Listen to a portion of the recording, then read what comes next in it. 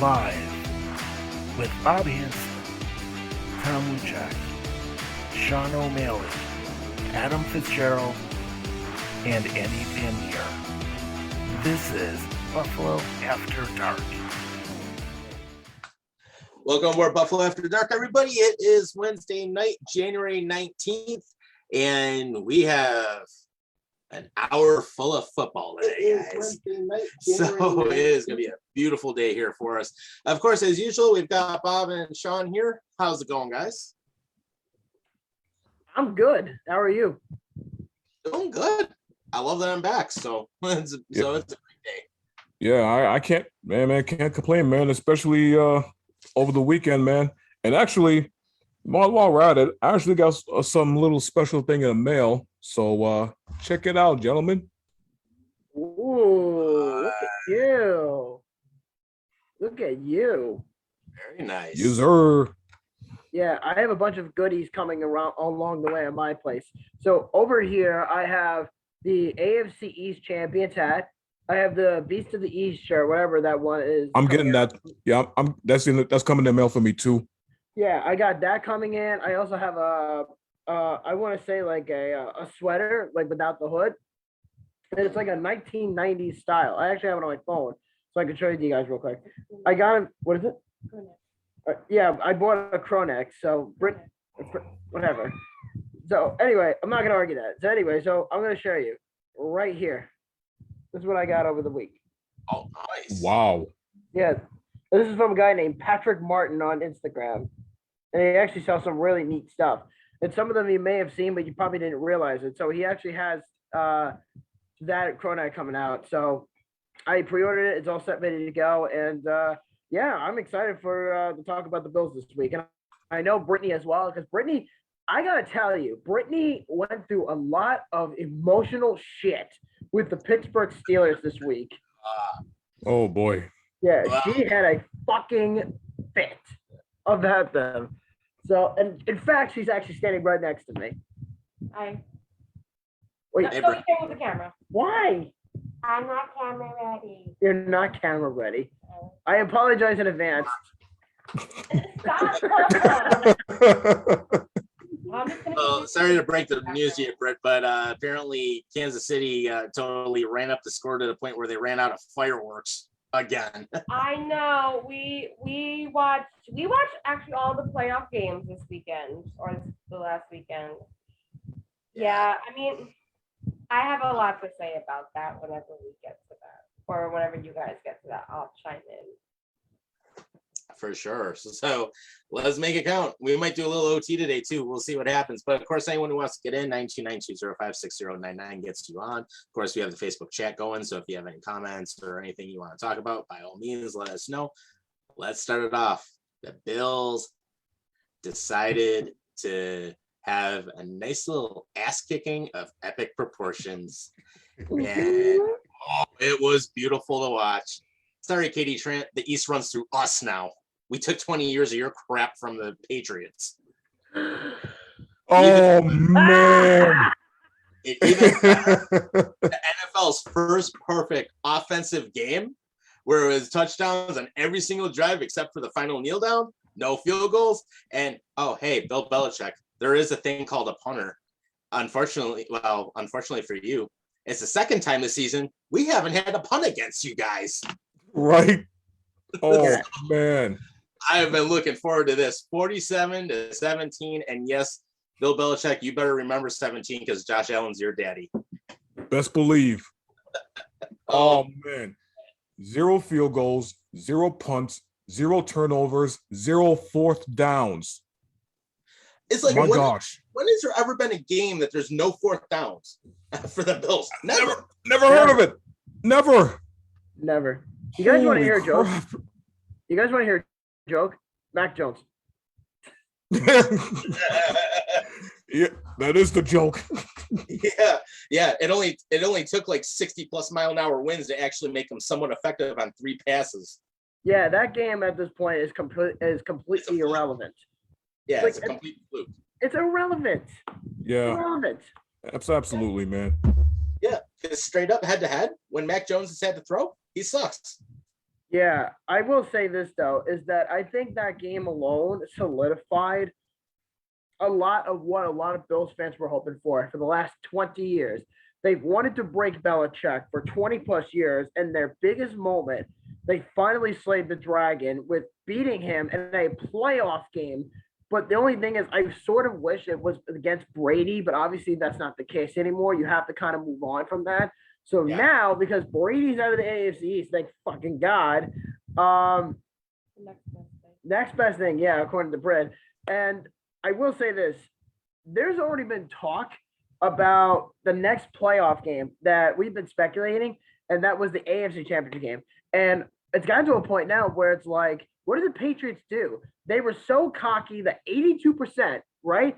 82% of their fan base really thought that they were going to beat the Bills in Buffalo. Why? Because you beat them in a 55 miles per hour gust wind game? Like, dude, you had a fucking nor'easter to save you, okay? A nor'easter is not coming to Buffalo in the middle of January. Right. Right? Yeah. And then look at what happened. I mean, it was 6 degrees with like the wind chill of like -7. And I will give this, Fitzpatrick, that was awesome for you to be rooting in the stands with your shirt off. Oh man, that was epic. That was sweet. Oh my God. Oh I man. gotta tell you, other than the only good play that Mac Jones made was in the first drive, and that's it. After that, he was completely useless. You know, I got to say, you're missing out on the best part of the entire game. Oh yeah, and there was so much to talk about with it. But I want to go back to the first scoring drive we had. How about Dawson Knox when Josh Allen was trying to throw away the ball, and Dawson Knox goes high up into the end zone, still gets in, and is like, okay, 7. Yeah, it's funny because Allen didn't realize, and he admitted, he's like, my intention was not to throw it to Dawson, but I was trying to throw the ball out of bounds, and Dawson was right there to pick it up. And I'm like, all right, cool. I mean, it doesn't really matter. You got points on the board, so it didn't really matter. Right, exactly. And then Dawson Knox got another score right after that, so that's great. But the thing that I'm really liking the last 2 weeks, we finally have a running game. We're actually using a running game for a change. Devin Singletary, he's looking great right now too. I mean, he ended up getting, what was it? I think like 88 yards, and he had like 2 scores on the day. I mean, he's finally coming out, and they're actually using him. And it's like, all right, guys, it's about time. We finally can use another part of our offense. Yeah, that's true. I mean, he's having a great game. I think he's been great since what, Carolina or Atlanta? And since that game, he's been going off. Yeah. And I almost have to wonder, it's like, Brian Dable, why were you not doing this earlier in the season? Yeah. Good question. I wonder about it. It's like, where was this earlier in the season? Yeah. And Brittany mentions Isaiah Mckenzie. Oh, yeah. I mean, great returner. Absolutely. He's a great punt returner for sure. I would extend him for another 2 more years if I'm the Buffalo Bills, because he's a free agent at the end of the year. I would not let him walk under any circumstance. In fact, I don't think anybody on the team wants to walk. But it is a business at the end of the day, but you got to do what's best for the organization. So yeah, dude. Speaking of punt returns, Micah Hyde. Oh my gosh! If he hadn't tripped over his own guy, I think he would have gotten the touchdown. Right. He had some good field position afterwards. You know what's funny? I was actually watching that game with a Cowboys fan. Oh boy. Oh, we'll talk about that later. Dak Prescott really screwed that one up. Yeah, one of my best friends on the job, who I work with in my job in my local area, is a diehard Cowboys fan. But he hates the Patriots, so it worked out. Yes, he hates the Patriots, and it worked out gladly. Yeah, well, sorry, Cowboys, you're one and done like usual. Right. So, and this is the thing too. Like, back to the game. We dropped 47 points on a top 5 defense. Yeah, keep they that were in mind. Number 2. My gosh. I think they are number 2. Yeah. How was it that the New England Patriots gave up 47 points for the number 2 defense in the NFL? We had the number 1 defense. Let's ask mullet guy Steve Belichick. They put too much product in his hair and basically it went to his brain and warped him or something. Yeah. Right? Yo, can we talk real quick about that Micah Hyde interception? Yes. Oh, yeah. Oh, Yeah, that Micah Hyde interception, man. perfect. It was perfect. Everyone is saying that was the play of the game. Yeah, it was I wouldn't doubt that for a second. Yep, 20-yard touchback. There you go. And it led to a scoring drive, and it put us in great position. Yep. And the game was such a massacre that Dave Portnoy, Dave Portnoy, was so bitter. He was so butthurt about that game that he went on live stream. I forgot what platform he used. He went on, and I found the video on YouTube. I think it's on his personal channel. And he also made a tweet, and I'll read it to you. And Dave Portnoy said, "The Patriots should be embarrassed. This is disgusting. I'm disgusted and embarrassed. The AFC East is now officially owned by Buffalo now. Pats are a joke." Bro, have you looked in the mirror? Yes. Yeah, but not only was that the best ass kicking the Bills have been given in the entire year. Can we also mention the dildo that was thrown onto the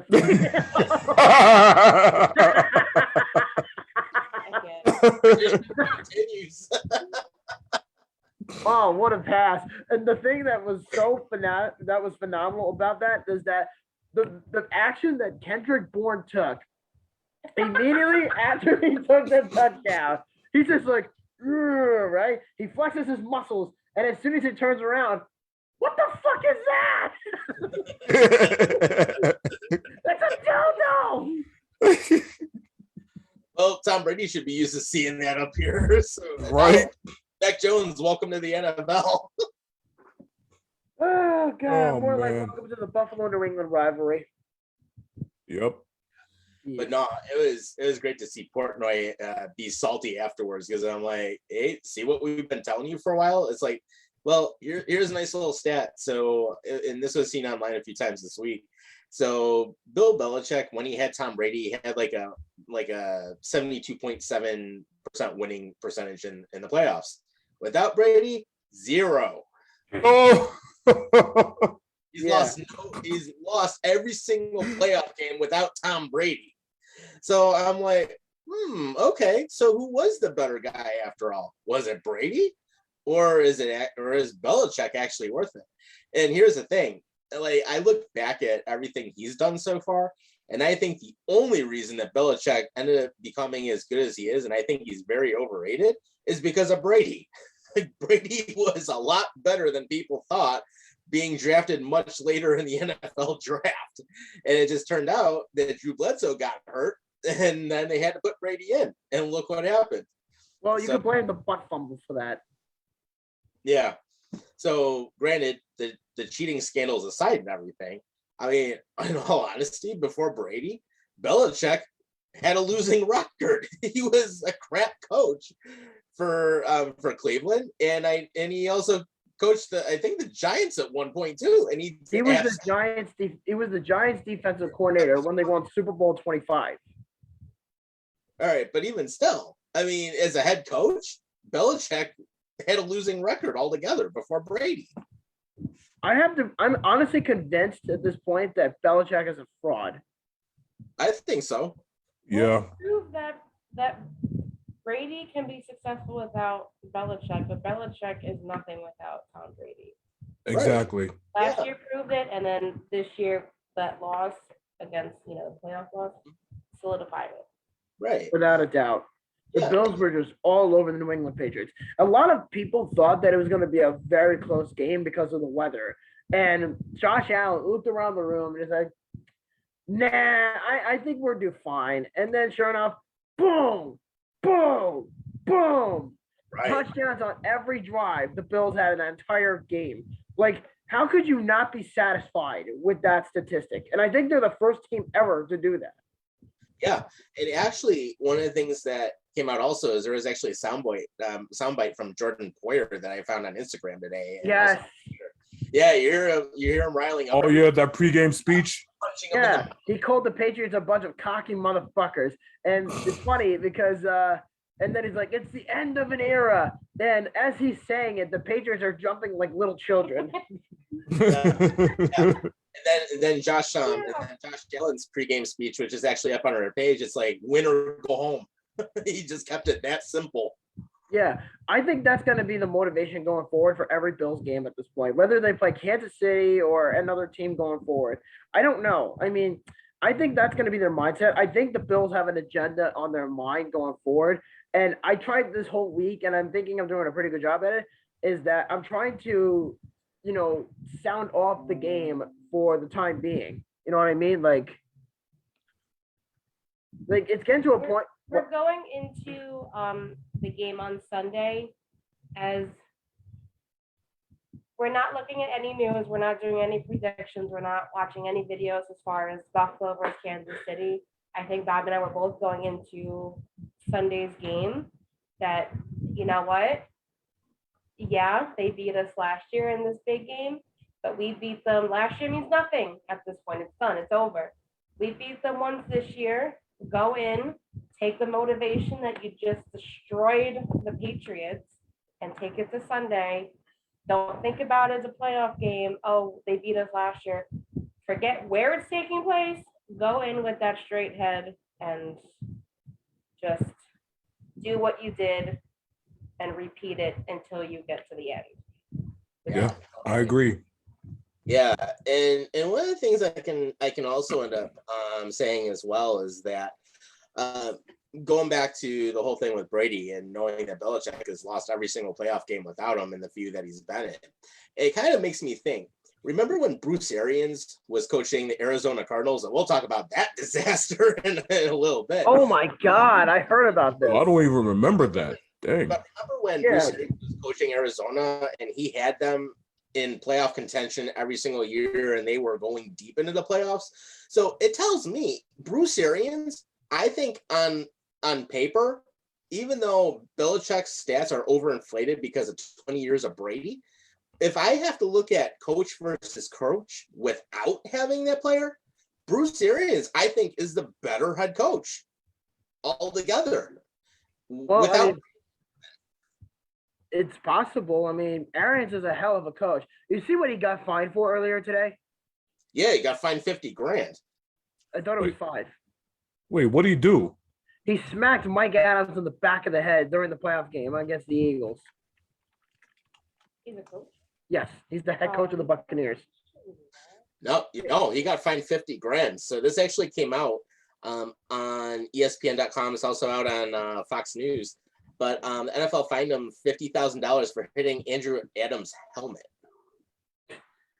I mean, I don't understand why he did it in the first place. Right. And it was his own player. Yeah, like why? I don't know if it was intentional or not. Is at the time the ref was over there. So I don't know if he did that intentionally or I don't know what happened. But the way that it was described, it just seems like to me that Bruce Arians did it on purpose. Right. And even better, I'll have to listen to Pat McAfee's take because he actually did a segment on a show earlier today about it. What did he say? I missed it. I haven't even looked at it yet, but apparently it came out. So let's see if I can actually... Hyundai Tucson versus. I wouldn't play it due to copyright. That's the only thing. Yeah, I'm gonna mute it.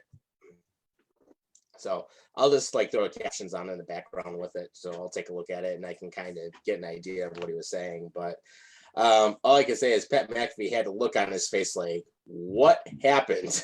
And apparently what happened is Bruce Arians through Tom Pelissero's Twitter was basically saying that he was trying to prevent a penalty by smacking safety Andrew Adams in the helmet and elbowing him instead of rare fine from the NFL for a coach's actions with his own player. Yeah, you can't do that. I'm sorry. I would never allow that. Right. Because the coach is supposed to be there to help, not hurt. Right. So I'll listen to Pat McAfee a little bit later. We'll see what he says about it, and then if it's something we can throw on the page, then we will. It's just unfortunately we can't play that audio because of copyright. Yeah, I'm just trying to save the trouble. You know what I mean? Yeah, exactly. Yeah, you know what's funny? I found a meme because we were talking about Ryan Fitzpatrick earlier today. There was a meme I found on Instagram.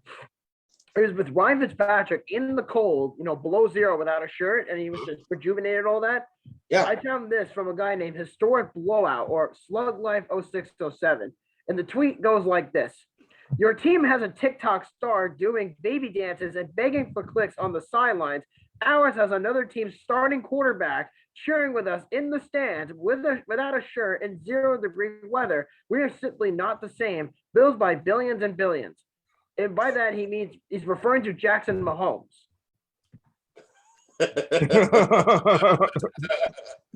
Oh, man. Dude, I cannot stand Jackson Mahomes. I just can't. me Have you ever neither. seen his TikToks? No, It's not even worth watching. I'm not even on TikTok. Good. Well, to give you a brief status about him.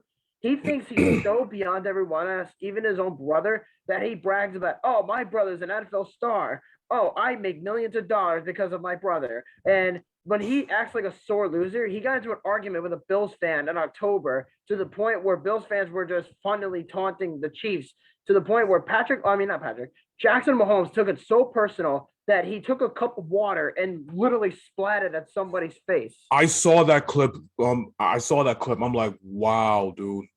Wow. Yeah, that's Jackson Mahomes. That's Patty Mahomes' brother. And the fact that Brother's an idiot. the fact that Chiefs have that, and then compared to Ryan Fitzpatrick, they are not the same. I'm sorry. No. Right. And And I will say, as much as Fitzpatrick was not a great quarterback with us, he was a serviceable QB. And I'll give him credit. He did win some games with us. So, it's like I totally like him for a lot of stuff he did. Yeah, I mean, he's a good overall QB. He's serviceable. I mean, he's a journeyman, but I got to give respect to him, honestly. He's a starting quarterback in the NFL who, he tore his ACL, but he didn't really get to play with a single snap with Washington. But when you think about it from deep down, he's always said, and someone asked him this, I think it was like a few months ago. Someone asked him, Ryan, if there was one city you've played for that is like your favorite, who would it be? And he says, I played for so many teams, but if there was one that stood out, it's definitely Buffalo. Yeah.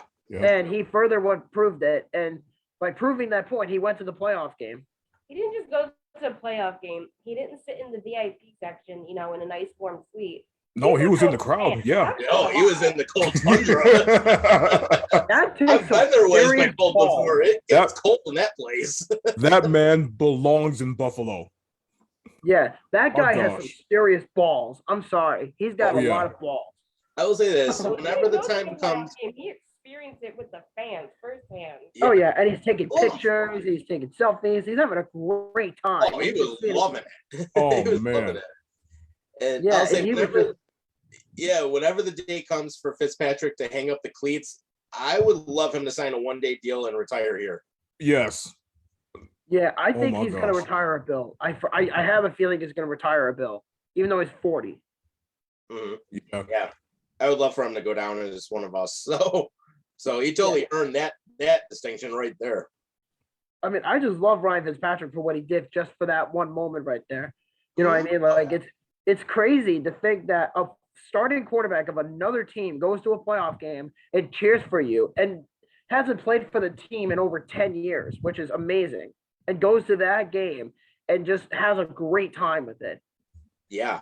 And I mean, for him to be in the frozen seats with everybody, that is really awesome. So I will give him that. Absolutely. He deserves a lot of credit.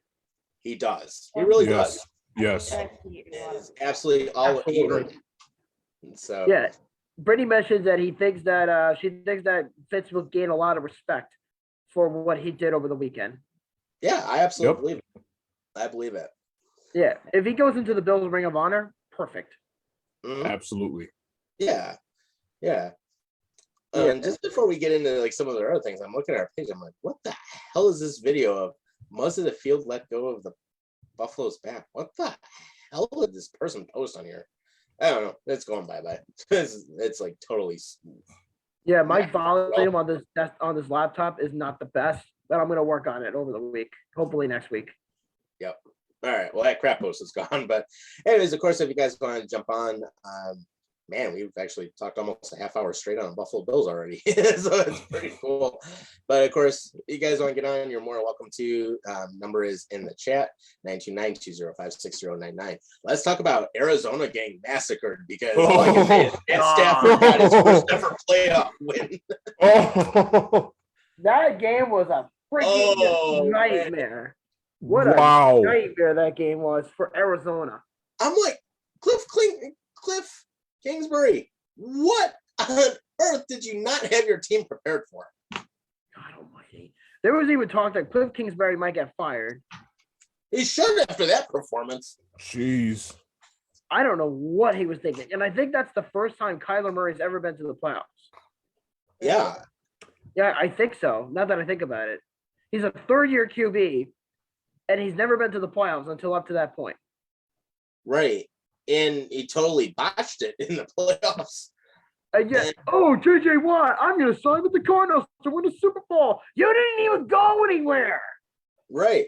JJ Right. Watt, you should have signed here. You'd actually be in the playoffs right now. Dude, he spent more time on IR than he had snaps in the entire season. Think about that. Didn't he just come Yeah. back from the playoff game? Yeah, and he got humiliated. He got Right. humiliated in front of the whole country. Yeah, Mhm. just like the time when he used to play with Houston, he'd get annihilated half the time anyways and be out half the season on IR. Well, he's always been injury prone, so that's not surprising. Yeah, his brother TJ Watt's not that much better when it comes to that. Well, TJ Watt's a freaking monster. Well, true, but he still sits out quite often, so Maybe it's a genetic thing. maybe. But oh my God, Arizona, you are not ready. No, Arizona, I don't even know if they'll make the playoffs next year. I don't know. Yeah, It's hard for me to say because Arizona is now in a division with the Rams, which are clearly their overlords, and the 49ers are getting better. That's Yep. what I Yeah. think. And the Yeah. Seahawks are going into rebuilding. They might get 2 wins a year against Seattle, but it depends on what the Seahawks do because there has been talk that Russell Wilson wants to explore his options in the offseason. In other words, he might demand a trade out of Seattle, even if Pete Carroll is there. Yeah. So Mm. here's how bad it went with Arizona. The first 4 possessions ended in a punt. And basically from there, I mean, the way it was set up, the first offensive drive, 4 yards. The second offensive drive, -1. The third offensive drive, -6. The fourth offensive possession, -1. Oh my gosh. The fifth offensive possession ended in an interception with only 3 yards. The sixth possession of the game, interception, and they actually had 35 yards of offense. And then a punt, and that's how the end of the half ended up going. I'm like, Arizona, what on earth did you end up doing? Well, I don't think they made it past into the other team's half of the field until like end of third or beginning of fourth quarter or something like that. Yeah. Yeah, like literally. Well, actually, they did get a touchdown in the third quarter, and it was on their first possession in the third. But after that, it was a field goal, turnover on downs, and it was the end of the game. And Trevor! Trevor joining us. Power Hour. What's up, Trevor? What's happening? What's up, Trevor? Man, we should give you a permanent spot on here one of these days. You I'm will. just living, boys. Please, Yeah. please, Tom, on the spot. Please give Trevor a spot for the team. I think you would really enjoy it. Yes. If you want to come on and join us as a permanent co-host, you're more than welcome to. Only if I can. Only if I got can. it. Okay, cool. We'll add you in. So, have you as permanent contributor of ours. Right. So all is good, man. Hey, tell us some of your thoughts about football weekend because we did cover the Bills for the first half hour, but obviously, and then we were just destroying Arizona. So No, I'm 6 for 6 in my picks so far, so I'm feeling pretty good about where I am, and I do have a couple different scenarios of what could happen this weekend, but I think the Rams are going to upset the Bucs. I think that'll be the highlight of the week. oh, that'd be sweet. Man, that would be awesome. Yeah, I mean the Rams looked really good over The Arizona. Rams look so good on paper. Oh wait, before you guys talk about the other team, how do you guys think the hit On who was the? It was on Cardinals? Buda Baker. Yeah. Oh man. How do you guys think? Do you guys think there should have been that he should have been taken out of the rest of the game after that? Was it Aker? I Yeah, think Cam Akers. Akers just lowered his shoulder down. I think he was trying to protect himself, but ended up knocking him out. And then he celebrated over him while he was down on the ground unconscious, which I thought was a little bit out there too. Yeah, I don't. But my thing is, I don't think he knew what really happened at that time. Right. And I don't think it was intentional by any means. It's sometimes the stuff like this happens. Yeah, it's kind of like what happened with Lawrence Taylor when he broke Joe Theismann's leg. Oh man, that Oh, was Lord. good. Gosh. Yeah, God, I remember happened seeing a too. video of that break. Yeah, that was a freaking nightmare. I never even showed that clip to Brittany ever. Yeah, that ended Theismann's Yeah. career. Yeah, Yeah, that was that- honestly, that's one of the sickest leg breaks I've ever seen. yeah. To So this day. Brutal. I mean, yeah, I thought, she felt very strongly about that hit. Yeah, because Yeah. I don't get skeeved about things like that, but when I saw how his head turned and how he just laid on his back and didn't move, like I got like a chill up my spine. And the Yeah. taunting after it, I think something, whether he knew or not, but like just the actions that follow that, I feel that he should have been taken out of the rest of the game. That's how I feel. yeah, I mean, going back to like the leg breaks, I mean, seeing Alex Smith break his leg was pretty nasty on top of that too, because I still remember that whole thing happening. And I mean, I'll give him credit. He came back like 2 seasons later, but then the other really nasty leg break I remember seeing back in 2017, and this was actually, I was watching the Cleveland Cavs versus Boston at the time, and then Gordon Hayward landing on his on his leg, and he like shattered his ankle, and you could actually hear the break in the microphone. I'm like, oh man, Oh, that's gotta suck. I've never heard that story. yeah, you could hear literally when he landed, you could hear the crunch, and then he just fell right to the floor, and he had to be taken off on the stretcher. I mean, that was just nasty. Absolutely. I mean, Yeah. I've never seen the hit, but that just sounds really brutal. Yeah, it is straight up nasty. I'll tell you that. But yeah, the Theismann break is like the worst one I've ever seen. Absolutely. Yeah. I mean, I wish both of them a speedy recovery. But let's get a laugh at the Dallas Cowboys. Oh wait, well, like before that, speaking of Buda Baker, he did tweet out that he's making a full recovery. So yeah, it's all good, man. That's Glad he's good. doing better. Yeah. That's good. And of course, Okay. if you guys want to join the 4 of us, 929-205-6099 gets you on. We have Facebook chat fired up also. And then, of course, you got Trevor here with us today. So, hey, you get to talk with all 4 of us.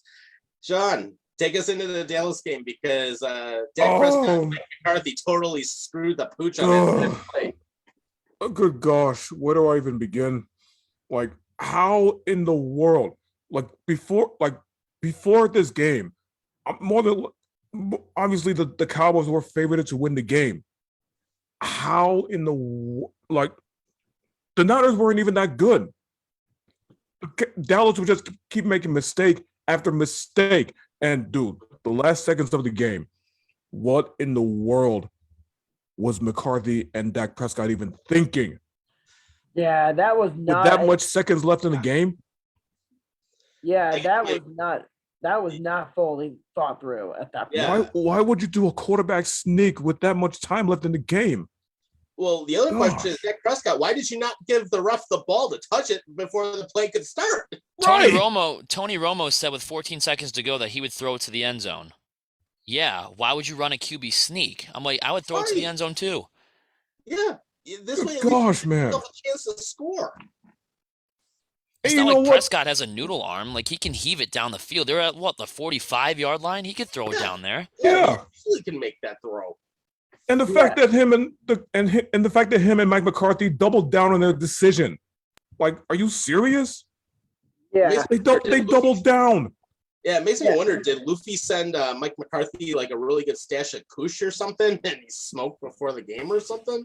I don't know what it was on. That's like a brain dead play.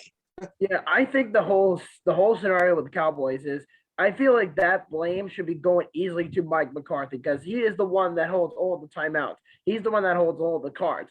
And I felt that if Mike McCarthy just held on to one more timeout, even if it was late in the game, like in that situation, I think the Cowboys would have settled in a little bit much easier, and they probably would have had a 95% chance to win the game, or even 89% chance to win, depending on where this ball was spotted. And at that point, I mean, I understand that you're trying to desperately get to the end zone to win the game.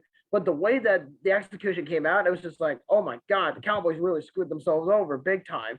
And that was arguably their biggest game. So now the narrative for the Cowboys to choke in the playoffs just became a bigger narrative. We just been that one game as its own, you know. The 49ers, I give them credit. You know, they made some mistakes, like Sean was saying, but you have to give credit where credit is due. The Niners stuck to their game plan, and they knew what was, you know, the Cowboys' biggest weakness, which was they weren't able to stop the ground, and they weren't able to, you know, stop the passing game. And the 49ers took an advantage of it, and they literally drove the Cowboys to the point of insanity. And exactly where we led up to. And I was saying this before, is I felt like McCarthy should have just held on to one timeout. And I felt like that the Cowboys would have had a shot to win that game. Everyone's talking about the negativity from the Cowboys. I agree with Bobby. I think you have to give it to the 49ers because Deebo Samuel was tearing those guys up the whole game. They came into Dallas and punched them in the mouth. Yep. They came into Dallas and punched them. Mhm. And Dallas at one point was down 23-10. Like that's not on Mike McCarthy. That's just domination from Shanahan and the Niners. Right. Yeah. And the biggest thing, I mean, San Francisco got off to a quick start because at the end of the first it was 10-0. Then it was 16-7, and then they scored another 7 in the third, and then they held on. But if I look at like some of the stats that they had, I mean, Jimmy G had an okay day. I mean, he only threw for 172. But I mean, Deebo Samuel totally destroyed them because I mean, he had 10 carries, 72 yards. Elijah Mitchell had a good day too with 96 yards. So, I mean, they ended up doing that. But another thing that we got to talk about, Dallas killed themselves with penalties. I mean, that's another issue that came up. That is the most killed themselves. undisciplined team I've ever seen in a playoff game. Like 14 that also penalties. Oh gosh. that also falls on the head coach for not preparing them. Yeah. And that's one thing that San Francisco did smart is they didn't make like all those mistakes. They played. I mean, yeah, they screwed up, you know, here and there, but they didn't take all those penalties that Dallas was doing that basically killed themselves in the end. Can Yeah. we just like that was probably the best game outside of the Patriots almost giving up a 50 burger to the Bills. That was probably one of the best playoff games over the weekend to watch. And I just keep going back to this Bengals game. Could you imagine how competitive it would have been if Indy got that playoff spot rather than the Raiders? Oh, that's another thing. And you know, and I'm glad you bring that up because, I mean, it was honestly not that fun of a game to watch. It really wasn't. I mean, that is why I don't want Derek Burrow. Carr. I've seen all the rumors about the Colts trading for a veteran quarterback. That's why I don't want Derek Carr. He's a regular season hero. He had a fantastic season, 5,000 yards passing with all of his wide receivers getting arrested, and Darren Waller out for the year or for half the year, and then Josh Jacobs out for half the year. He still throws for 5,000 yards to Hunter Renfrow, which is pretty much his don't forget the DUI that they had. Oh, God. yeah, what Henry Ruggs. Yeah, I said all the wide receivers were getting arrested, and like he still made that happen. And then he goes into the playoffs and whiffs. Like Right. that's why I don't want Sid from Toy Story, Derek Carr, to be the Colts quarterback. That's like if I don't know if you guys touched on this at all, but I kind of want the Colts to go after a top tier guy, like put all your chips in and go after Russell Wilson in a trade. Yeah, I saw you fantasizing and jerking off about it on Facebook, so I know everything about that story. Yeah, I'm jerking off to Russell Wilson. Sounds about Oh, right. Russell, please come to Indy even though you're not coming. Oh man. No, but truth be told, Interpret it in your own way. Whatever makes you feel good. Whatever makes you sleep at night, Bobby. Listen, the Bills have a quarterback, the Colts don't. So Yeah, the Colts do have a quarterback, but he's not good. exactly. Right. Well, and here's the thing. And from what you were talking about the last couple of weeks, I know You covered it pretty well about like how Irsay and the GM like totally and the whole manager like totally screwed up everything for the Colts. The center And- of all the problems is the head coach in Yeah. Frank Reich, because he did the convincing to the general manager about bringing in Carson Wentz, because he was the offensive coordinator in Philly when they won the Super Bowl.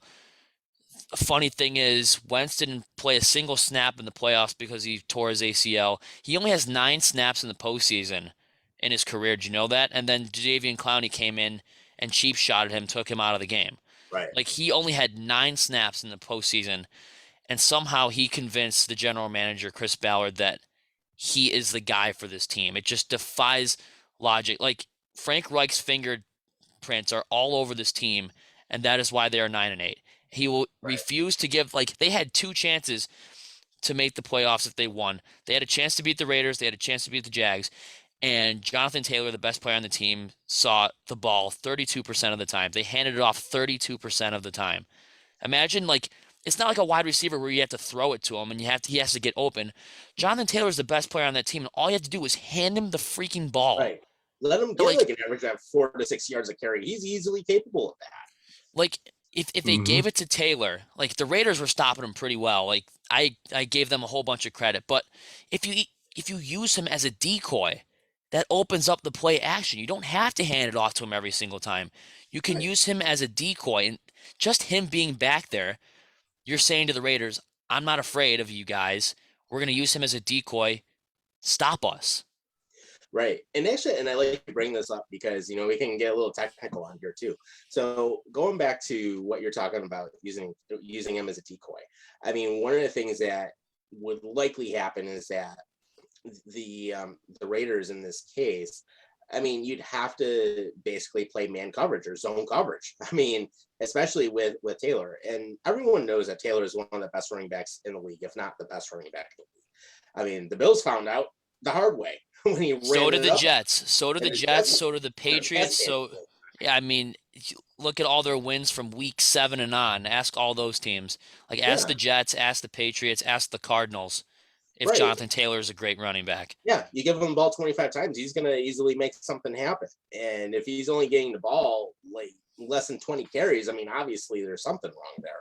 But, you know, kind of thinking about it a little bit, if basically you're using him as a decoy, basically an opposing team is going to probably have to use either a zone coverage, which means you're still going to have options in the slot, or you're going to have an option where you can go to a tight end if need be, or you can probably open up the edge on the play action. Or, I mean, you could literally go drop down to a cover 2 and same thing. You're opening up options, especially with having them as decoy. So in the sense, it's like, why is this not happening? I mean, you've got arguably the best damn running back in the league. Some of the Frank Reich truthers on Twitter and social media, some of the guys that just bend over backwards for this guy, they say, well, a lot of the times the defenses run an 8-box set. Well, let's look real quick. Jonathan Taylor had an 83-yard run against the Texans in a stacked box. He finished the game against the Patriots, put the nail in the coffin in an 8 stacked box. I think he got 3 rushing touchdowns against the Jets and a 74-yarder that he took to the house in a stacked box. So that argument is irrelevant. If in a stacked box, if Jonathan Taylor clears all 8 of those guys, all he has to do is run away from 3 guys in the secondary, and that's what he does perfectly. That is how he takes the ball to the house every single time he touches the ball, basically. So the whole 8-man box thing, and you have to throw it because they're sending the blitz, just doesn't make any sense. And we saw a lot of RPO calls by Frank Reich with Carson Wentz. Now imagine if you had an Aaron Rodgers or a Russell Wilson or even a Derek Carr to run those RPOs. Like, not only would you have a great running offense, but your passing offense would be outstanding too. Yeah, and it's like really what they should be doing is opening up the playbook. I mean, utilize them as that. Because, you know, if Taylor gets one-on-one with somebody, Taylor's going to win 99% of the time. I mean, no doubt. Good. I mean, no one's going to stop him, and he's got great speed. So why not use that to your advantage? And they clocked him at 23 miles per hour against the Patriots. He's the fastest guy in the NFL. I mean, and you're not using him the way that you could to be 100% effective. I know You we know talked about. Yeah, go ahead. I was gonna say Kansas City is really probably kicking themselves on the fact that they drafted Clyde Edwards-Helaire over Jonathan Taylor. Oh yeah. They probably are. I would imagine. But I want to discuss something real quick, and that was we forgot to mention this during the Cowboys game. Can we talk about the ending with the refs and with the trash from the Cowboys fans being I thrown onto was the just field? thinking that. Oh my gosh. What the actual? Stay classy, fuck? Cowboys fans. It's Stay pathetic. classy. Right. Look at you animals. Seriously. And also Dak. Oh yeah. encouraging it. Oh yeah. Dak was just tearing that knife. He was just twisting it. You see the comments that Dak made? Oh, credit. Oh, to he Dak. liked it. Yeah, credit to them. And then one day later after that game, oh, I apologize to the NFL. I apologize to the refs in that game. Like, dude, shut up. All right. Ain't nobody falling for that. Nobody is buying your shit. This is Well, the no. arrogance you get. This is what happens when you play for a big market like Dallas and you become so consumed with ego that it comes to the point where this, to me, I think that game alone and his actions after the game are going to be the downfall of the Dallas Cowboys. In fact, I don't know if any of you have heard this morning, but CBS Sports reported this morning that the Dallas Cowboys are looking to part ways with Amari Cooper by either releasing him or trading him to make up cap space. I heard about Wow. Michael Gallup testing free agency. I did not hear about Amari Cooper. Yeah, that came out. This came out at like 8 o'clock in the morning when I came into work. And the report was, it was on CBS, that the reason the Cowboys are entertaining this idea is so that they're going to be over the cap and they want to re-sign some of their key guys like Michael Gallup, which makes sense. And they don't want to lose Gallup. And I know he tore his ACL. He had a great year leading up to it, but they don't want to lose his value. And they know Gallup is a good receiver. So they need the cap space to re-sign him. But by doing that, you can get more in return if you cut Cooper than you would in trading him. Yeah, he's making $20 million. So I don't think any wide receiver in the league, like you could be a Jerry Rice in your prime, you're not worth $20 million as a wide receiver per year. And you are certainly not worth a first-round pick. To No, what absolutely the not. Cowboys. No, Right. the Cowboys paid a first-round pick for that guy. It's like absolutely not. Nobody is that stupid. I remember the Eagles almost traded for Amari Cooper a couple of years ago. It almost traded a first, but they said no, which I think was smart. And then Dallas took the bait, and then sure enough, to be in his defense, Cooper is a good receiver, but I think he's also the leader in most dropped passes by any receiver in the league. I think it's him and Jalen Reagor are tied for the most dropped passes, right? Oh God, Jalen Reagor is terrible. Raiders sucks. Can we just say for one quick moment that the Eagles fucked up big time in that draft? Jalen Reagor over Michael Pittman Jalen Reagor over Justin Jefferson. Anybody? and over Michael Pittman Jr. Over Yeah, T. Higgins. seriously. T. Higgins. Unreal. Like, why though? Why would you take Jalen Reagor? Oh, because he's fast? No, you morons. That's not how this fucking works. Henry Ruggs was also fast, and you saw how that turned out. The Eagles are so Oh, yeah. stupid that I am so stupid that I legit thought that Philly had a shot to beat the Buccaneers on Sunday. I mean, get they- blown out. Ugh. They were making it a game when they scored 15 unanswered, but then I don't know. I think it was just garbage time points. Yeah. Even Brittany thinks I look like a jackass after picking Philly. She's like, babe, why are you picking Philly? And then Dude, I'm picking Why are LA you over losing Tampa. Philly? I'm picking the Rams over the Bucks. I actually have that too. I Yeah, I think the would Rams too. can Yep. pull one over on the Bucks. I hope Stafford punches Brady in the mouth. That'd be great. I really Yes. do too. That'd be great Yes. for everybody to see. Plus, the Rams, I think, have one of the more complete teams in the game right now. I mean, they're top to bottom, they're in great shape. Well, their window is right now. They owe so much money at the end of the year, so if they lose, they're screwed. Yeah. yeah, I mean, they have what? Let's think about this for a second. Matthew Stafford, Mhm. Jalen Ramsey, Aaron Donald, Von Miller. Von Miller, Leonard Floyd, Cooper Kupp, Van Jefferson Jr., Cam Akers. Andrew Whitworth, Tyler Higbee. The Rams are loaded. I don't Yeah. understand how anybody who looks at that team and says, that's a really good team, and I think that's going to be the best one we've seen since the greatest show on turf. Right. And then Yeah. to think about it too, I mean, you have Odell Beckham Jr. that they picked Oh, up. yeah, that's right. Yeah, it's I on heard gosh. that today. He had a Like, hell of a game. For Yeah, real. Like Yeah. there's no reason why the Rams shouldn't beat the Bucks. I think No reason.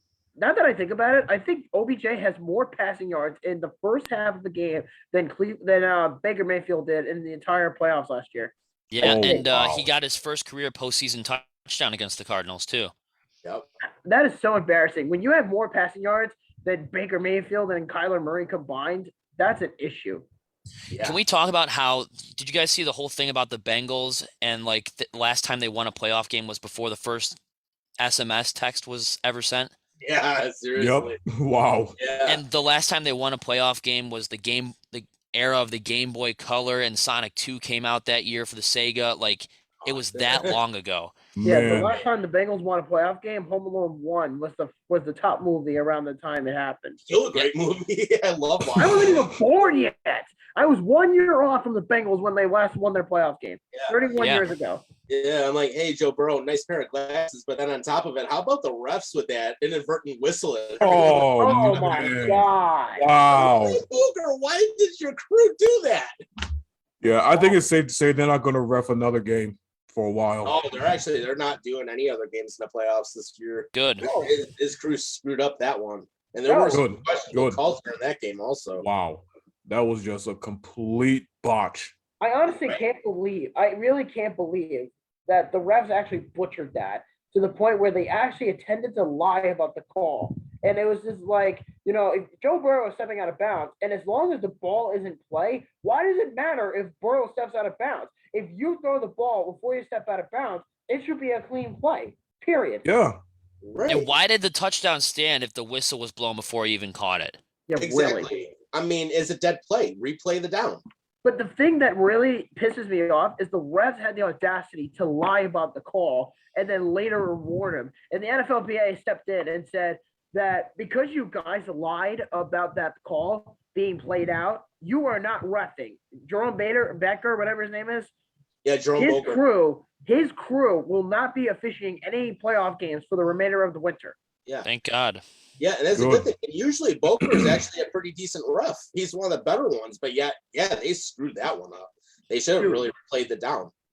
Yeah, they got to bring back Muscles Hockey League. The first touchdown. Oh, Hercules awesome. No, Guns. that was a little different though, because Allen was in bounds at the time.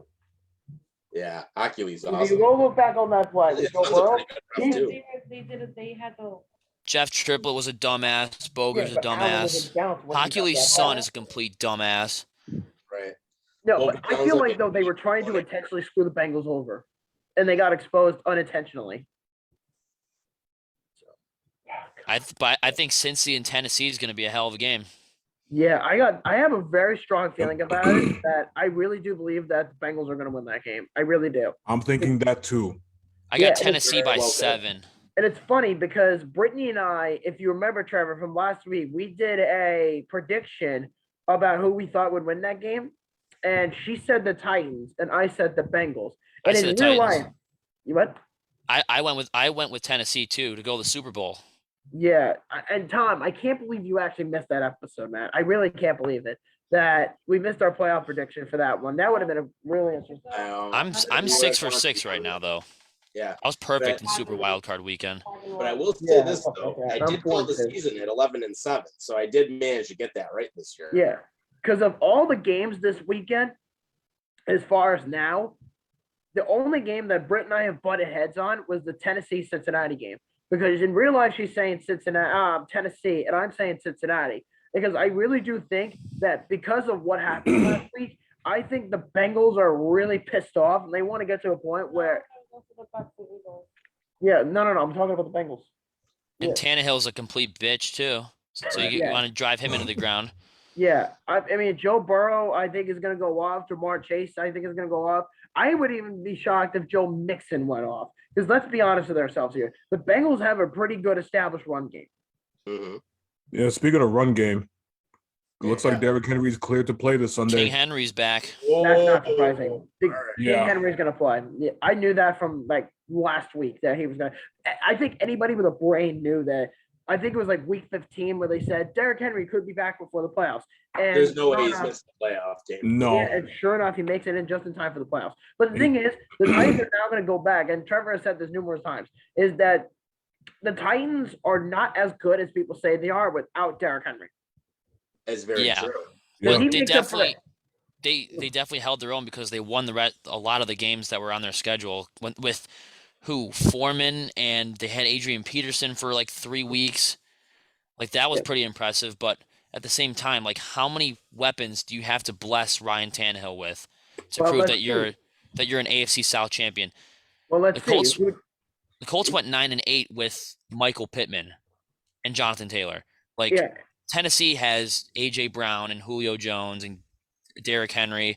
Like they are just blessed with weapons. Or are you sure that the Titans are just a goodly run offense? Is that possible too?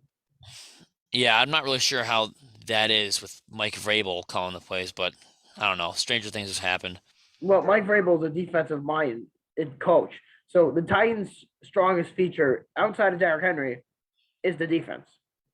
Yep. That's their strongest feature. But I do think, though, that Cincinnati will expose Tennessee. I think because the Titans are going to heavily rely on Derrick Henry. He makes up for at least 70% of their offense. I would love if they Yeah. did. I would love it if Cincinnati pulled this off. I think they can do it, honestly. I think a lot of the teams in this bracket could do it. But if there's one game that was like you knew this was like a shit show from the beginning, outside of Tampa Bay and Philadelphia, was Pittsburgh and Kansas City. That was a shit show. Mhm. Yeah. Ben Roethlisberger, you went out in a really nasty way here. Yeah. Got Brady annihilated by the Chiefs. Yeah, Brittany actually was so mad at the Steelers. Like she went on an epic proportional rant about how Ben Roethlisberger will not be remembered for his last playoff game, or how the Steelers didn't deserve to make it. And she was so pissed. They didn't try. They put in zero effort for a playoff game. I know you. All right, let's do this. You literally slid in thanks to the Raiders, but you didn't try. You put in zero effort. Guys, do you guys follow PFF at all? I think it's like a terrible way to get NFL information, but Jim Harbaugh will likely take the Raiders head coaching job if offered. Oh, Wow. but there's a thing with the Raiders. They're interviewing Rich Bacassia if he actually wants the job. And there's a 50-50 chance that the job is his. But again, if he does not get the job, I agree with that with Jim Harbaugh being the head coach of the Raiders. Yeah. But That'd be an upgrade for him, actually. But I will say, because considering everything that happened and the fact that with the whole Gruden incident, at least the fact that he got him in the playoffs, I give him credit for that, because that's a difficult thing to happen. So I mean, prove he has. Yeah. Yeah, I getting agree. rid of Rich will be as dumb as getting rid of David Culley with the Texans. That was ridiculous too. that seriously Yeah. was. I've seen reports about Brian Flores getting an interview with the Raiders, but more than likely, I firmly think that he's going to get the head coaching job at either the Houston Texans or the Chicago Bears. I firmly believe that's going to happen. I was saying, Miami Dolphins are stupid to let him go after getting Dolphins are a stupid ass They organization. literally went several years backwards. right. I mean, It's how like, many? okay, he didn't want Tua, he wanted Mac Jones instead. Okay, I get that argument. And then of course, like the players liked him except for Tua and like the GM. But it's like your coach, you went like 1-7, and you still ended up in the playoff contention. Remember that? Wait a minute, Tom. Because of the whole Tua Tagovailoa thing, remember those comments that Patrick Waugh made like 10 years ago? Well, not 10 years ago, like 5 years ago, about Tyson Berry, that they were desperately trying to trade him because Patrick Waugh didn't like him. Yeah, and that's what the vibe I get out of that was. The way Brian Flores talks about Tua is the same way Patrick Waugh talked about Tyson Berry when he was head coach of Colorado. Right. So that's what I remember the most. That's the vibe I get out of this. Yeah. But as far as Brian Flores is concerned, I feel like the Chicago job is his. As far as nobody else gets the job. There are going to be coaching jobs available to the point where it's going to be a big surprise. Like Trevor just said, the Raiders job is available for Jim Harbaugh, but the Vikings job is available. The Broncos job is available. So there's a lot of jobs that are going to be available. Yeah, Zimmer and And- Fangio getting fired. So I mean, yeah, two good spots right there. I mean, with Denver though, I mean, you need to have a solid QB, and they haven't had that. So they're kind of like in the same situation that the Bills were like 15 years ago. Yeah. It's getting really interesting. I will say that for sure. I mean, we won't fully know until who gets hired, but it will definitely lead to something. And speaking of leading to something, did you guys hear about Kirk Cousins? No. Oh, Oh, here we go. You're gonna be like, wow, now we're in for an off season. And Adam, I think, is paying attention because I actually told him this. According to The Athletic, the Broncos, the Panthers, and the Steelers are the most likely trade partners for Kirk Cousins. Nope. I would turn that down, Steelers. If I'm Pittsburgh, I would take him in a heartbeat. I seriously hope that Pittsburgh does take them, so all their fans would just start crying because they're gonna miss Ben Roethlisberger. Well, I think that's the case. I mean, if Cousins decides to take the job, then so be it. And the Carolina Panthers, while they're interested in Kirk Cousins, they also interviewed Ben McAdoo for their head coach for the offensive coordinator job. Oh Jesus! Yeah, that's as low as the Panthers have gotten at this point. Oh my God! I wish Luffy was on here smoking right now because he'd be having an epic rant about the Panthers. Oh, absolutely. He would lose his shit over this. And it's also likely that Sean Watson will never play for the Texans again. Makes Even if sense. There we go. Yeah. Even if Houston brought in Brian Flores, it wouldn't matter. He's never playing for the Texans again. And the best part about all this, he's not going to Miami. Yeah, very true. Yeah, so that's the best part about all this. Yeah. But as far as playoffs go, what are your predictions, guys, for this week? oh boy. All right. So, of course, the divisional round. I am thinking, well, first I'm going to take the Bills in Kansas City. I think it's going to be a tight one. So I'm going to say it'll probably be the Bills by 7. So I'm going to leave it there. What about you, Trevor? I sorry. said last week KC by 3. Kansas City by 3? What about you, Yep. Sean? Yeah, I said Kansas City last week, but I'm changing my mind, man. After the way we beat down the Patriots, my gosh. I say Buffalo by 7 as well. Yeah, I don't give out those kind of predictions because I think it's a jinx. I think it's just bad juju's in my part. So I'm just gonna say Buffalo. I think takes the cake on that one. I'm not gonna say I'm not gonna say it's a cake in the park or a walk in the park, whatever you want to call it.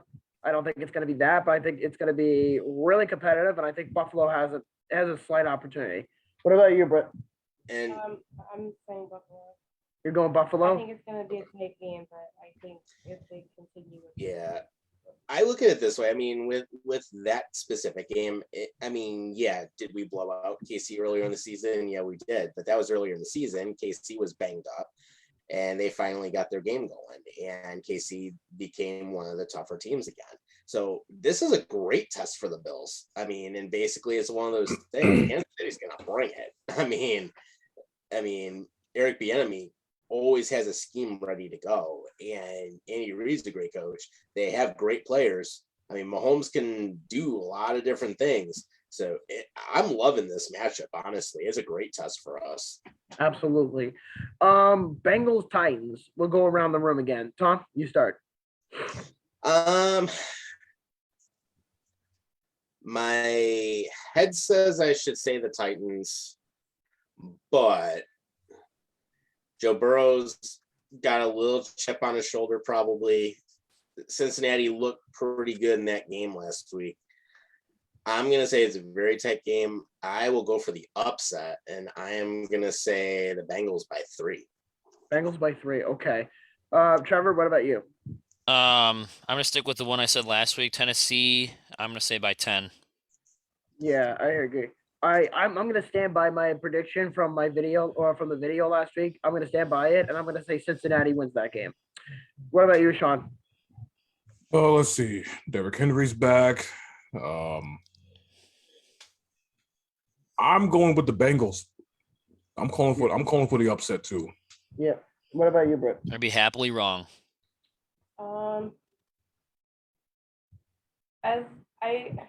I'm saying Tennessee, but I would not be mad if the Bengals won. Fair enough. All right, next one is the Buccaneers and the Rams, and I'm just gonna say this right now. I look like a complete buffoon because I said Philadelphia would beat Tampa Bay and they would play Dallas, and boy was I wrong. So I have to now come up with a new prediction for that one, but I'm gonna get to that in a bit. So let's go around the room, ladies and gents. Tom, you go first. Buccaneers and Rams. First, I want to ask you, what the hell were you thinking choosing Philly? I really thought Philly had a shot. Jalen Hurts is like a no, I'm not gonna say Walmart. He's higher than Walmart. He's definitely some knockoff of Carson Wentz, but he's like better quality, if that makes sense. Would you say he's Trader Joe's? Something that you can find on sale that's better than the original product. Okay, fair enough. Because I really thought the Eagles had a shot. All right. I really thought Philly had a shot because of Brady's reputation, having an even score with the Eagles. And that was when he was with New England and with the Super Bowl and all that. I really thought that the Eagles had a shot to do it. But did you guys see Tom Brady troll the Eagles playing Meek Mill after he made like a video on his Twitter account, and Meek Mill, a rapper from Philadelphia, he puts that music in the background. He's just trolling the Eagles. I'm just like, shut up, Tom. That's just disrespectful. I'm sorry. I was like, shut up, Tom. Dude, that you know what that reminds me of? When he made a video mocking us Bills Mafia fans, all that stuff. He mocked the Colts too. Yep. Like, dude. Ugh. So Brady, shut up. because Tom got butthurt that Tony Dungy said he'd rather have Peyton Manning than Tom Brady in the playoffs. I would take Peyton Manning over Tom Brady too. Tom got butthurt. I'm like, well, Tony had like what 8 seasons with Peyton Manning. He had 0 with Tom Brady. Tom Brady's beating the shit out of the Colts for X amount of years. Why would he choose Tom Brady over? And then Brady's like, well, 2014 AFC finalist banner. I'm just like, okay, Tom, shut the fuck up. Yeah. Yeah. Exactly. But anyway, so let's go over the review. So let's review this game. Tom, you go first. Rams or Buccaneers? Oh, I pray to the football gods that the Rams take it by 17 because I want to see Tom Brady finally get to that point where he's not the man. Free agent in 2023. And I would love, not only would it be beautiful if Tom Brady gets knocked out right now and he gets that nice punch in the mouth by the Rams, but then that goes on top of Belichick getting punched in the mouth, and all is right in the world. America wins. Yeah, exactly. Oh, yeah. Because then we don't have to listen to Tom Brady bitch about everything. And then Bill Belichick's press conference after when we knocked him out, it was only 5 seconds long. You couldn't even understand what he was saying. You didn't want to even talk about it. That is what I love about that. Like, he just doesn't beat around the bush. He'll tell you we got our asses kicked. He doesn't make excuses. That's the only thing about Bill Belichick that I will respect. Yeah. And that's pretty much what happened. He's like, we got our ass kicked. He left the stage. Yep. Chuck Pagano did it too, but that was a long time ago. No, Chuck Pagano would talk about Burger King, talk about his family. He'd talk about Groundhog Day, the movie. Like, and dance around every single question. Chuck Pagano was a buffoon. Yeah, but Trevor, what's your pick for this week? Buccaneers and Rams. I'm gonna say Rams by 6, and it's gonna come down to a game-losing Tom Brady interception. Okay, Sean, what about on you? On the final drive of the game, under 2 minutes. All right, Sean, what about you? I'm picking the Rams, hands down. Yeah, I'm going with the Rams. Tom, I mean, not Tom. Brittany, what about you? Rams. Okay, so I think they could do it. I think so too. If they lose to the Buccaneers on Sunday, oh my God, that narrative will never die. Nope. Oh yeah. Building a super team just to lose to Tom Brady again. No, he'll be on the Colts quarterback watch list for 2023 when he becomes an unrestricted free agent. No, he signed an extension earlier this summer. Okay, I must be wrong then, because I thought he was a UFA in 2023. Oh, 4 years? Yeah, they're never going to get him. Yeah, knock him out of the getting playoffs. Tom Brady again. Nobody. As long as he keeps his body in shape the way he does now, he's not leaving Tampa Bay. All right, and the last one is the 49ers and the Packers. So let's go around this one. The Packers and the 49ers. Tom, tell us what you think. I will say, sorry, Andy Van Meer, but your 49ers are going to lose to Green Bay.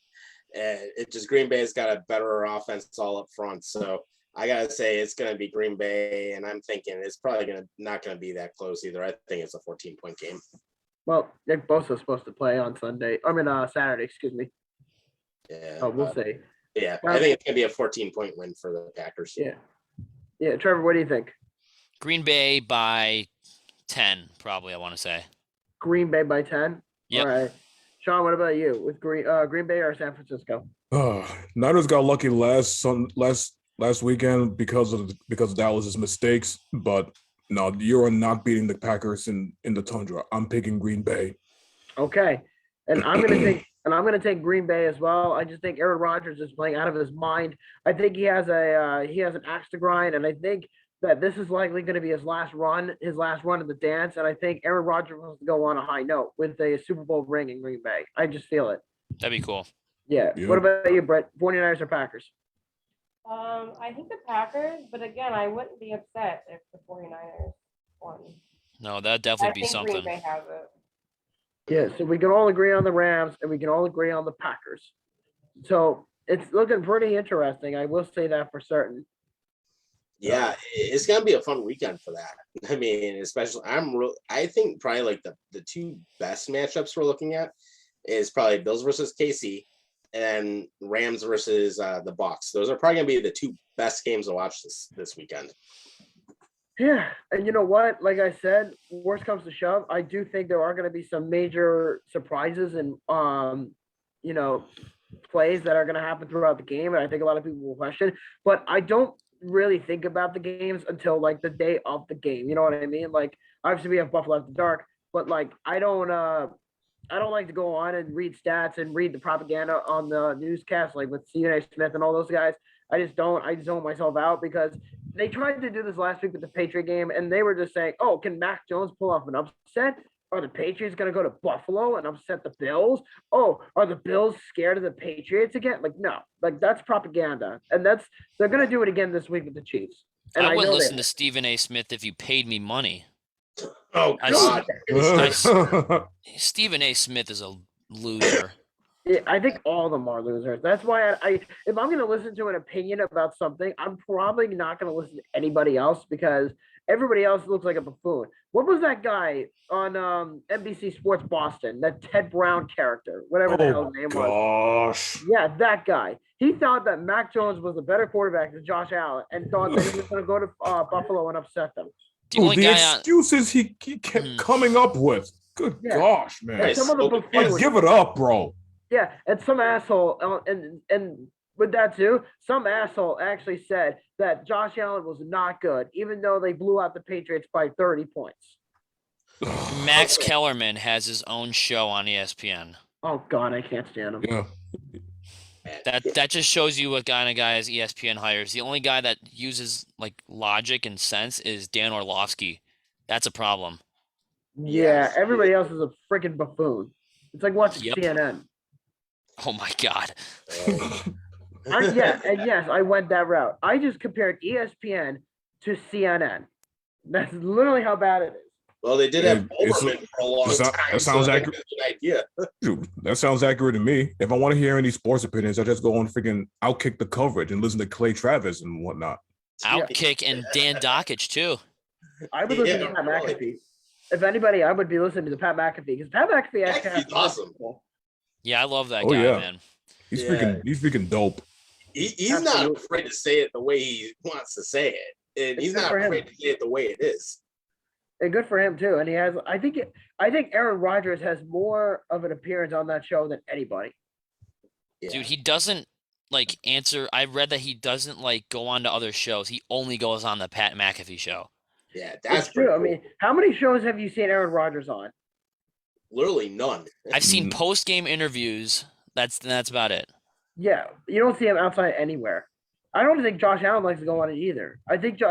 I know that Stephon Diggs doesn't like to go on ESPN. He doesn't like to go any of that. He just likes to go on like Barstool or Pat McAfee. I know for a fact that Barstool Sports talks very highly of Mitch Trubisky. I know that for a fact. Yeah, it'll be interesting to see what happens with him in the offseason because with Trubisky, I mean, there's going to be teams probably looking at him. They're probably going to keep him. I would imagine. You guys can bring in Wentz as a backup. Oh, screw that. I would think Nope. we'll see As what a happens. backup. Yeah, we'll see how it goes. But is there any comments you guys want to make before we wrap up the show for the week? Well, actually, here's an interesting thing, and I was just kind of thinking about this, and it's kind of funny because we've already gone an hour and 15, so we might as well make it go an hour and 30. But Oh fuck no. but how about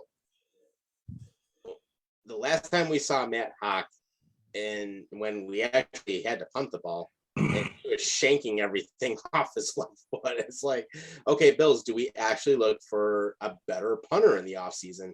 Because we Pat didn't McAfee. Orcas.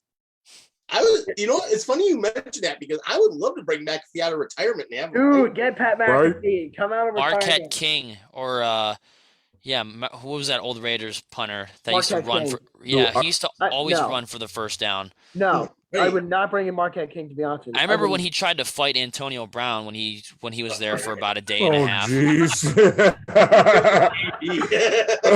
God. Dude, I literally tweeted out, "Can we draft a punter?"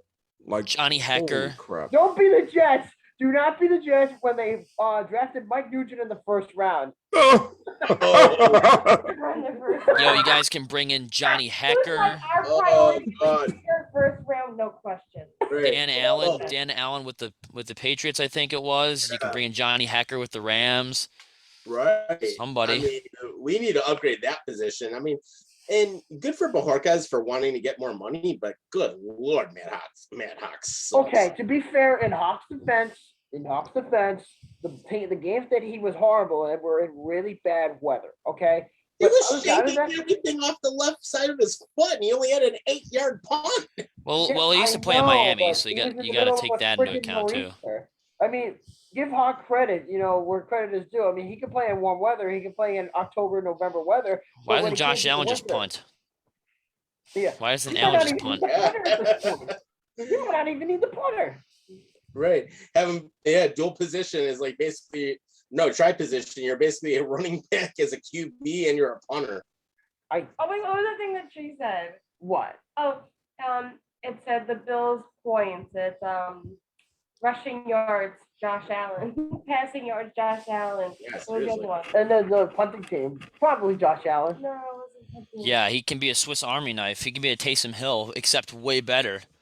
Right. But to Yeah. be fair, Josh Allen's better than all those guys combined. Yeah. And let's look at all the dual threat quarterbacks that have been out in the league as of late too. I mean, without question, Josh Allen's the most well-rounded out of all of them. He can throw. How many- very effectively. How many of you want to bet right now? How many of you are willing to bet that, let's scenarioly say the Bills don't get past Kansas City or whatever the case is? How many of you want to bet that Josh Allen will sneak into the Pro Bowl before Lamar Jackson does? Oh, I bet he would. That makes Raise your hand. sense. Raise Yeah. your hand. Absolutely. But you know Okay, we what? got 1, 2, 4. I don't even worry about the Pro Bowl because that's all that it is a popularity contest. Yeah, exactly. Don't even worry about the Pro Bowl I or mean, the look at- All I mean- Pros. I mean, looking back at it now, I'm kind of glad none of our guys on defense got even invited to the Pro Bowl. Right. If you Yeah. think about it. Yeah, but if we're thinking of like the best the best dual threat quarterbacks that have been out in the league, I have to put Josh Allen in that category of being among the absolute best that we've seen, and Yeah. he's not even close to his ceiling yet. He was what Michael Vick was supposed to be when the Falcons took him. Yeah, except he's got a hell of a lot better arm and he can run, and he doesn't- he's got better He size. could break ankles too. Yeah, Oh, how about that one play? I've never seen Broke his guys ankles like a Vick. crossover. I've never seen guys like Lamar, Vick, or Wilson hurdle over DBs either. Nobody Oh, has, gosh. to be honest. Multiple times. Let alone hurling over an all pro linebacker as a rookie. Yeah, Well, at the Yeah. same Man. time, Yeah, you heard of Mike the Vick was car? what was Mike Vick? 6 foot, 5'11", something like that. Yeah, Russell something like Russell Wilson's right around the same height. Well, Michael Vick was more of a runner when he was in the NFL, though. That was the thing. The right. thing with Michael Vick. Lamar Right. Jackson, that's the only good thing about him is that he's only good when he's on the run. His arm is below average. It is nowhere near the level. In Yeah. fact, I would say this right now. Here's a hot take. I would rather, in the passing game, I would rather take Sam Darnold over Lamar Jackson any day of the week. Oh, Yeah, Yeesh. I honestly Yeesh. would. Glad Luffy's not here to hear that one. Going on an epic Yeah, rant. aren't I glad? I'll be Luffy then. That is a horrendous take. Oh. I gotta say that is terrible.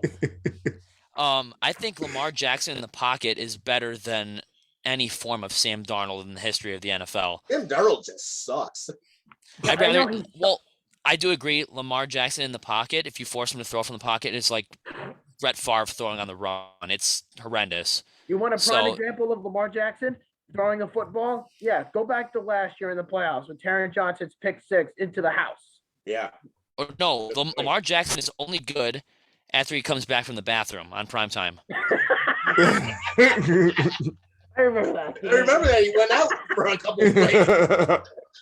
That was against Cleveland. Yeah, that was so ironic too that he was facing against the Browns, came back from taking a shit just to beat Cleveland. Didn't that happen to Roberto Luongo at one time when he played for the Canucks or the I Panthers? think it did. And he Yeah. went out for like a little bit. Yeah, he had to take a mess. He had to take a shit in the middle of the game. But you know what? Just before we wrap up, I just need to say that Indy needs to make a splash at quarterback. They need to take a risk. They need to jump. Whether that's getting Rodgers, trying to get, I don't even know, Rodgers with a $43.5 million cap hit. That's ridiculous. But just try to get some of these big name veteran quarterbacks, make a splash, because with a competent quarterback, and if you draft a couple more wide receivers, this team could fight for the top of the AFC South. They have to. Yeah, they got to do something because Carson Wentz is not the answer. No, bring Russ to the 317. That is the ultimate tier 1 pick, in my opinion. I'd take Russell over Aaron Rodgers just because of the age, the mobility, and the fact that he still has that championship mentality. Yeah, very true. I mean, if I'm thinking about, what you guys need with Indy, I mean, obviously QB is the definite answer. I would definitely say no to Derek Carr, get Wentz out of there. Definitely no way in hell for Darnold. Cam Newton's done. Sam Darnold will be in the CFL. Sam Darnold will be in the CFL before he even sniffs Indianapolis. So Yeah, seriously. I mean, Or the even USFL. good Johnny footballer, there's no way he's ever coming back. So that's No. like saying RG3 is going to come back. yeah, I still hate Mike Shanahan for destroying his career. I think Andrew Luck has a better shot at coming back than Johnny Manziel. No, neither of those guys are coming back. And Trevor said it himself that Andrew Luck is way too skinny and he's in dad mode right now.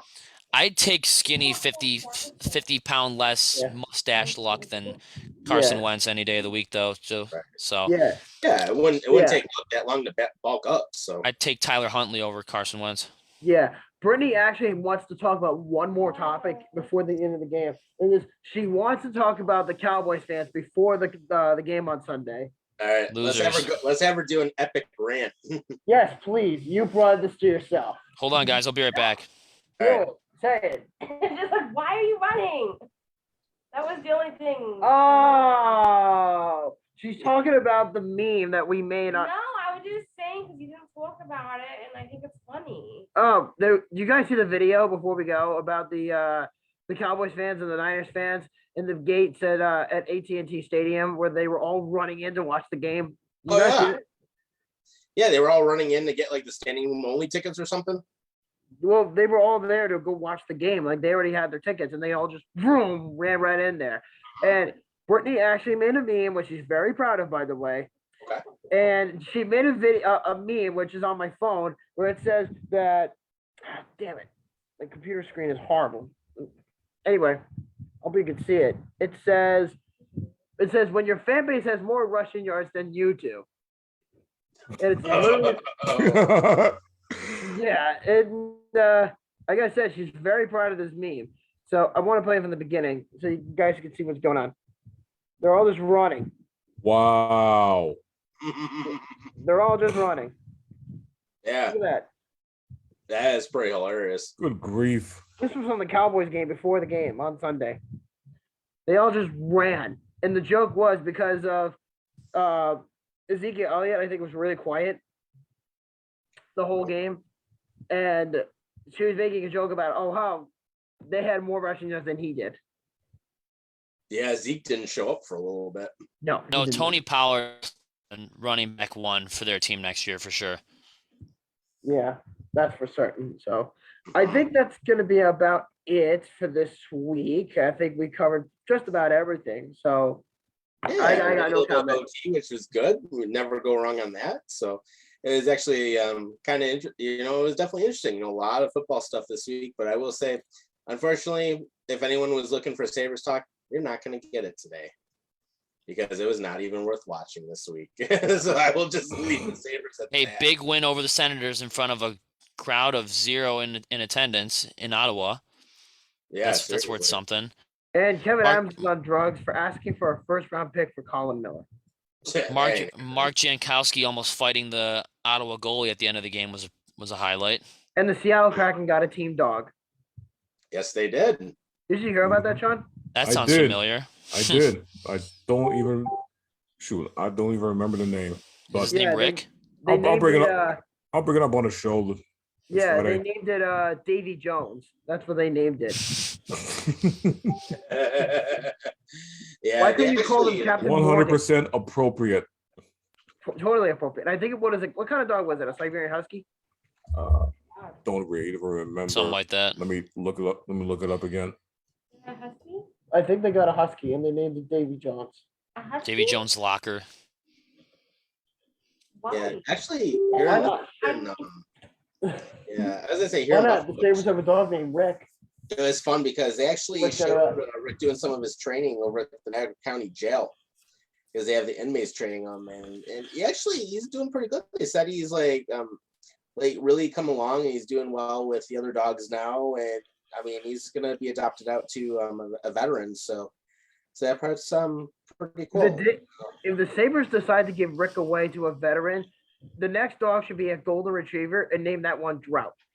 They already picked their veteran. Yeah, Yeah, that's what I'm saying. Well, whenever he goes up for adoption, get another one and name that one Drought because of the playoff drought the Sabres have been under. Just That's name what you him should- name him Jack Eichel. No, oh no, God. no. If he's a golden retriever, name him Jack Eichel. Well, basically, the Sabres are a golden retriever. They basically are obedient. They love their fans, but they do some weird, stupid shit, man. And they're submissive as hell. Yeah, We should and they're bring Golden submissive as Retriever hell. Dan on the show one of these days, Bobby. Yep. Have you found Davy Jones yet? I did. Yeah, he's a husky. Oh, it's confirmed. Congratulations. Why a husky? Who knows? They're Huskies like are a very pretty high cool. maintenance I don't know. dog. Yeah, imagine bringing a 3-month-old Siberian Husky to a Seattle Kraken game. He just Oh yeah, they're stubborn. Oh yeah, they are they have a They're lot of probably like one of the most stubborn you can find. Oh my god, I am never getting a Siberian Husky. Yeah. What? Although I will say though, when I had my God. I had my lab for almost 12 years. I had to put her down when it was like Followed 5 by years ago. But I will tell you, my lab though, and I had her from when she was 7 weeks old. Oh my god, she was stubborn, but she was an awesome dog though. I really gotta say that. But she would be stubborn like when she wanted to be. I'm like, oh my god. If I ever get a pet dog, I'm getting a corgi. No, I hate those dogs. Because you know what they remind me of? You know what's funny about the corgis? They remind me of, this is gonna sound really stupid and immature, but like when I think of a corgi, I think of Jason Alexander from Seinfeld. Oh, okay. Think about that. Oh man. Imagine a corgi with his face on it, with glasses, and put his voice over it, talking to Jerry Seinfeld. Think about that. That would And look you like have Frank Reich. That would look like Frank Reich. No, the corgi Yeah. dog looks exactly like Jason Alexander when he was on the show Seinfeld. When he had a bunch of hair. I'm talking to you, George. That's Goofy butt. Yeah. Yeah, I read that. Oh, okay. That's why I'm. Yeah, but at least corgis are smart. True. I mean, if I was to get another one, I mean, my choices would be, I mean, I do love Goldens. I mean, I've been around them a long time. So, I mean, I do love golden retrievers. I mean, I would get either that, I would get another lab because my yellow lab was awesome. I mean, I do miss her. Or I would actually get a German Shepherd because, I mean, I love being around them and they're really smart. And plus, they can bite the living crap out of somebody if they ever have to. No question. No, no question at all. So, I think that's gonna. What the fuck? What? Yep. Happy birthday to Thomas Vanek. Yeah. No. Hello, nightmares. Yeah. Hey, we actually did go a full 30 minutes of OT today. Yeah, happy birthday, Thomas Vanek. Happy birthday, Danik. Yeah. And I will say this: happy birthday to my dad. He's his birthday is tomorrow, and he's going to be celebrating day one of retirement. Yeah. Nice. So, yeah, he busted himself for a lot of years. I will say that. But I know my dad watches the show, so I want to say happy birthday to him. I'll definitely give him a shout sometime tomorrow, and we'll chat for a bit. And I can already guarantee we're probably going to be talking about it. So that's probably what'll happen. Probably.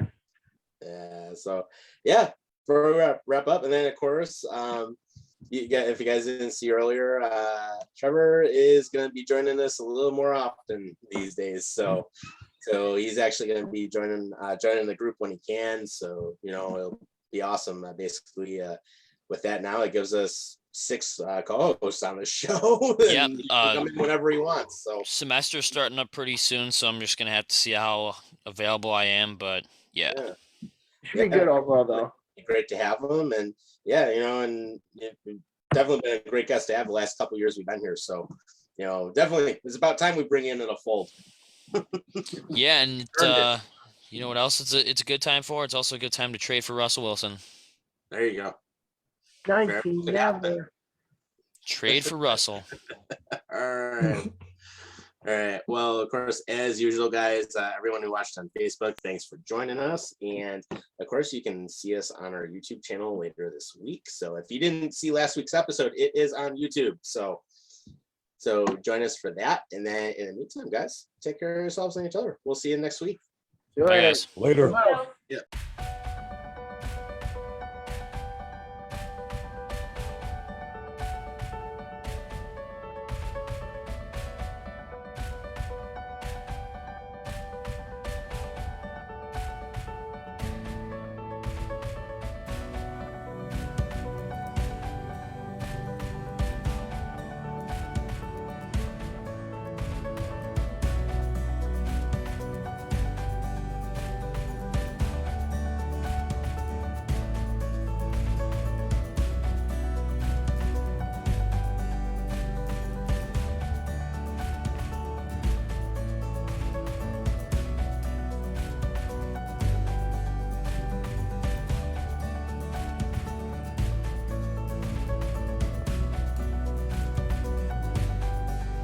Buffalo After Dark is an HNH studio production and distributed by Horns and Hooves Entertainment.